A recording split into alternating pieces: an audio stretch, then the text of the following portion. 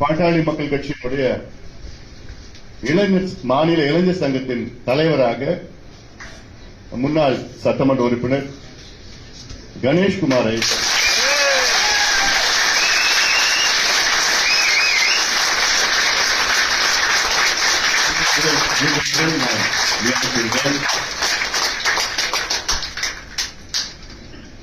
கணேஷ் அவரை பற்றி உங்களுக்கு நல்லா தெரியும்.